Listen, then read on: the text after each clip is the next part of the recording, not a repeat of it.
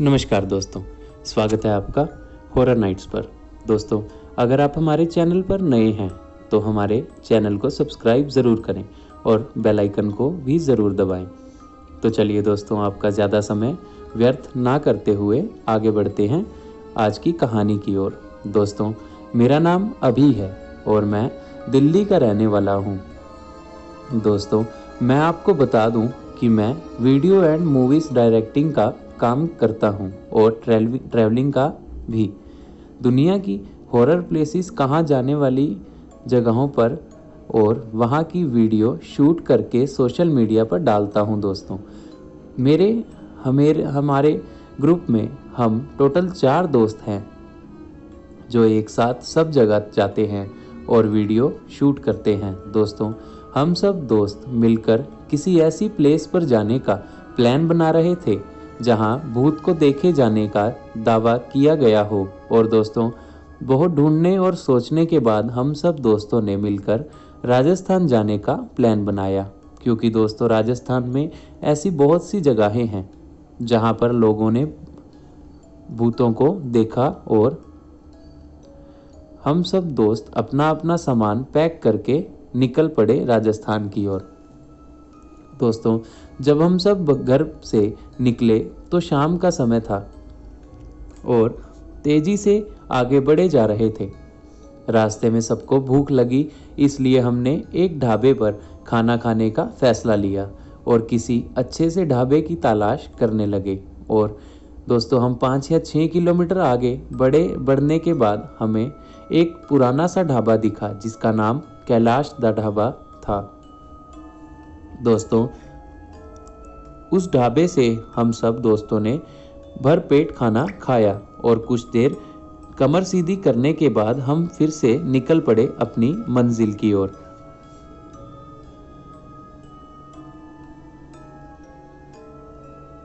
और दोस्तों, अगले दिन सुबह के समय हम राजस्थान में पहुंच गए। दोस्तों, राजस्थान पहुंचकर हम कई ऐसी घोस्ट प्लेसेस पर गए, पर हमें वहां ऐसा कुछ नहीं लगा जिससे ये साबित हो कि यहाँ भूत है। इस सब से दोस्तों हम सब दोस्त बहुत निराश हो गए और गाड़ी की तरफ बढ़ने लगे। तभी दोस्तों हमें एक अधेड़ उम्र के आदमी ने मिला जिसने अपने सिर पर एक पगड़ी बांधी हुई थी और उसका पहनावा दोस्तों ऐसा लग रहा था कि मानो 100 या 200 साल पुराना हो। तभी दोस्तों उस आदमी ने हमसे पूछा, कौन हो भाई तुम और यहाँ क्या कर रहे हो?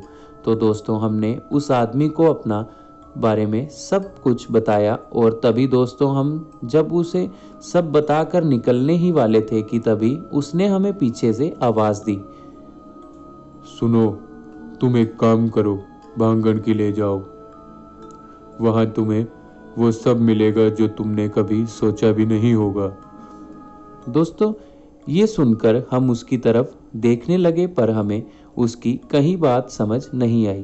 तभी हम सबने भांगड़ जाने का फैसला लिया जो हमसे 60 किलोमीटर दूर था अभी। दोस्तों, भानगढ़ किले के बारे में हम लोगों ने सुना था पर कभी गए नहीं थे, तो हम सब खुश हो गए कि हमारे यहाँ आने का कोई फ़ायदा तो हुआ। ये सोचकर दोस्तों हम आगे बढ़ने लगे और कुछ देर बाद हम भानगढ़ किले के पास पहुंचे। दोस्तों, अब तक हमें शाम हो चुकी थी और कुछ देर बाद शाम का सूरज भी ढलने का समय हो रहा था। दोस्तों, जब हम भानगढ़ किले में पहुंचे तो हम सबको एक अलग सा एहसास होने लगा। वहां की हवाओं में कुछ अलग सी ही बात थी जो शायद पूरे राजस्थान में हमें कहीं महसूस नहीं हुई। फिर हम सब अपने अपने काम पर लग गए। मैं और मेरे सभी दोस्त किले के अंदर कैमरा लगाने चले गए।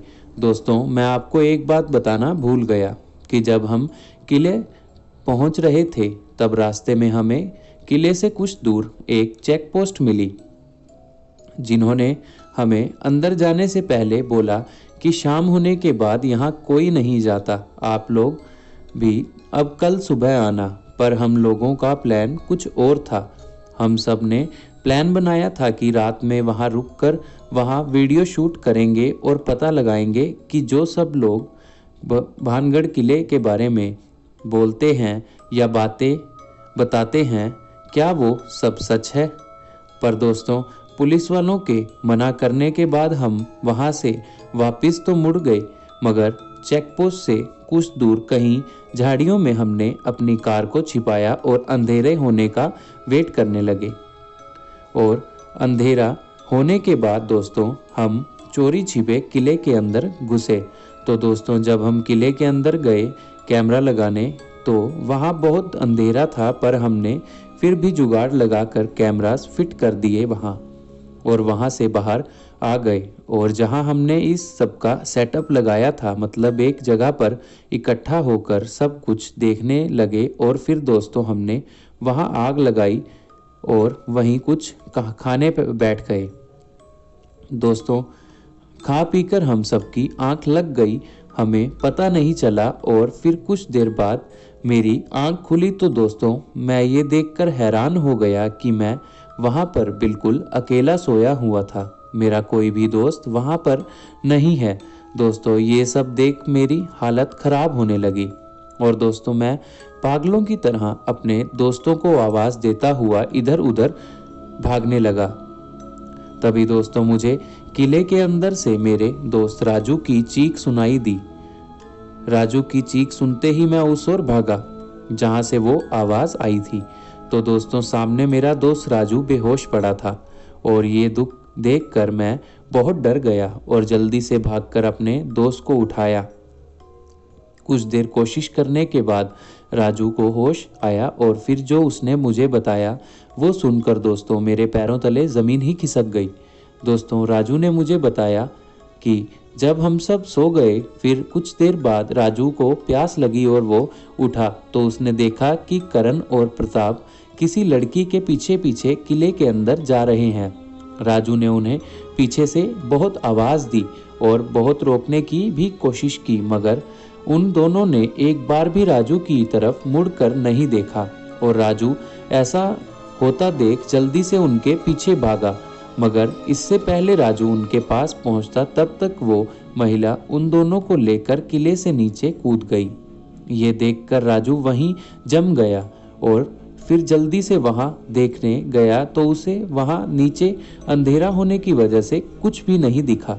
ये सब राजू मुझे बताने के लिए जब पीछे मुड़ा तो उसने देखा कि वही महिला दूर किले के एक कमरे में खड़ी राजू की ओर देखकर मुस्कुरा रही है।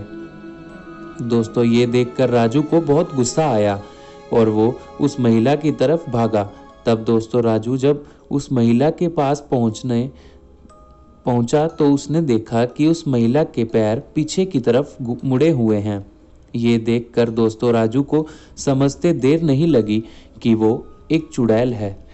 दोस्तों, उसके बाद राजू वहीं बेहोश हो गया और मैं वहां आ गया। दोस्तों, जब राजू ने मुझे ये सब बताया तो मुझे विश्वास नहीं हुआ, मगर मेरे दोनों दोस्त गायब थे, इसलिए मैंने अपनी और राजू की जान बचाने का फैसला किया। दोस्तों, हम जब वहां से निकले तो हमें ऐसा लगा कि कोई चीज़ हमारे साथ साथ चल रही है। तभी दोस्तों कुछ देर चलने के बाद राजू अजीब अजीब सी हरकतें करने लगा और ज़ोर ज़ोर से चीखने चिल्लाने लगा। दोस्तों, तभी राजू मेरे ऊपर कूद गया और उसने मेरे सिर पर किसी चीज़ से मारा। उसके बाद दोस्तों मैं अपने होश खो बैठा और वहीं बेहोश हो गया।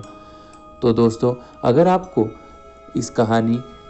यह कहानी अच्छी लगे तो कृपया कहानी को लाइक और चैनल को सब्सक्राइब ज़रूर करिएगा और इसका दूसरा पार्ट भी हम ज़रूर जल्दी ही लेकर आएंगे। तब तक दोस्तों अपना ख्याल रखिए। Bye and take care.